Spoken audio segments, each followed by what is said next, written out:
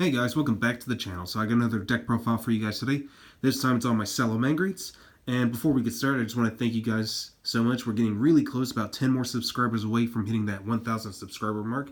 And as promised, I will get you something really special and brand new deck profile that I've never presented to you guys, and one that I've been working on for a long time. But anyway, so I decided to kind of put my Salamangreat deck back together. I'm still keeping it on a low budget scale just because I technically have Sign and Mining, but it's only one copy. I don't have a full playset of it.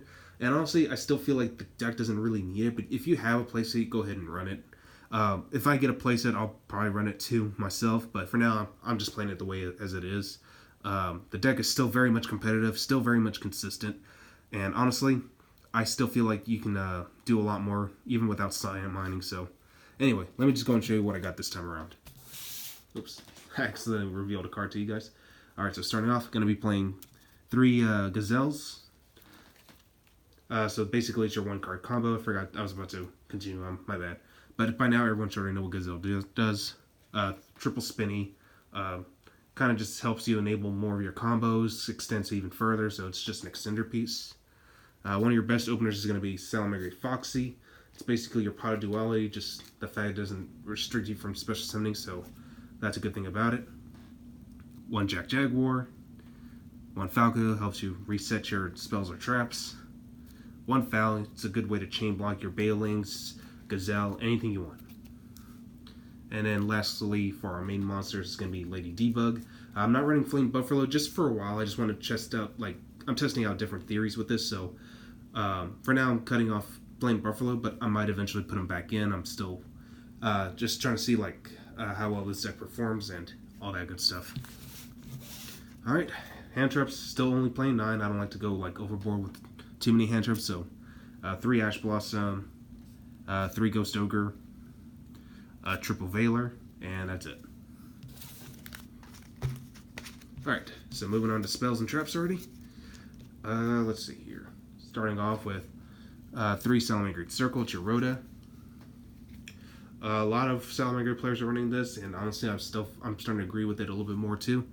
Triple Cosmic Cyclone. Even with Twin Twisters, yeah, you can still trigger off Gazelle's effect, but Cosmic Cyclone just kind of helps you stick to your hand advantage, and also Banishment, as I mentioned, just hurts a lot more this format than it does just popping, because some decks right now, like Orcus, even Salamangreats themselves, they can reoccur their resources, and Pendulums, you'd rather just banish their scales, not pop them, so Cosmic Cyclone is just a better one right now. Triple Called by the Grave, and for our 1-ofs, got 1 Sanctuary, 1 Will, and then lastly, Foolish Barrow. I'm not running Fusion of Fire. Fusion of Fire doesn't really do anything, and plus it's negatable, so that's why I feel like Super Polish is better, and I'd just rather side that card out right now. So that's why I'm playing the deck as it is. Alright, now for the traps.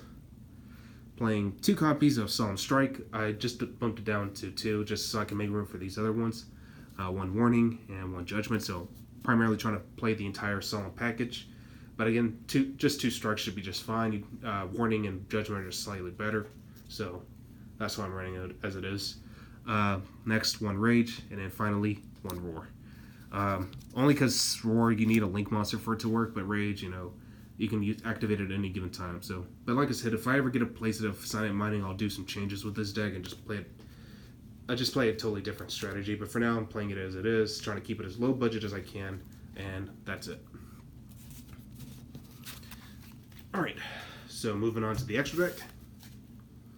Playing 3 Bailings, pretty important, but always try to keep 1 at a time in the graveyard. You want to have multiple copies, because if your opponent happens to call by the grave it, and you have another one in the grave, it's not going to work.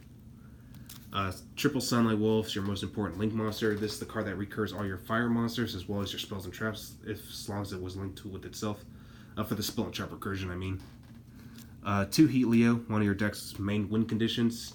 Just weakens your opponent's monsters. It also shuffles back row, so against Mystic Mind decks, that's not too bad. 1 Hita. As I mentioned in one of my previous videos, everyone should be running Hita. In fact, even Aura Storm, the guy I presented with the Sky Striker deck, he even mentioned this, why Heat is so important. It's good for the mirror match. It's really good against Sky Strikers, and just about every deck's running an Ash Blossom, so If you need to use a Hita just to help you extend your plays, that's going to be the card you want to go with.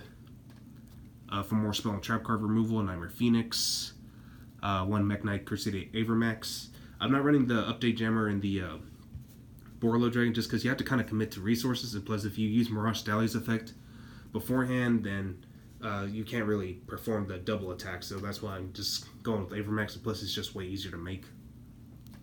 One Mirage Dahlia. Some people like to play this at 2, but me personally, I still like to play it at 1, only because I can reoccur it whenever I want to.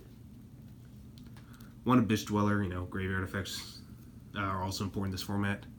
Starving Venom and Salamangreat Violet Chimera. Those are my super poly targets. Violet Chimera for the mirror match, and for Starving Venom, it's just, for dark decks in general. Alright, so moving on to the side deck. I'm playing 3 Ghost Sisters, mainly because since I've run the whole Solemn package and on a game 3, this will be the best hand trap to play. Now, if you don't have this, Ghost Spell is a good option too, or evenly matched.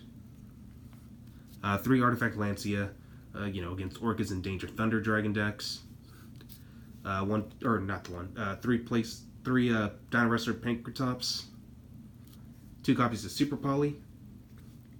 Red Reboot. And of course, 1 Imperial Order, just because this deck can function without spells, so Imperial Order is actually not a bad choice. Well, that's all I got for you guys today. Hope you guys enjoyed this, and I'll catch you guys next time.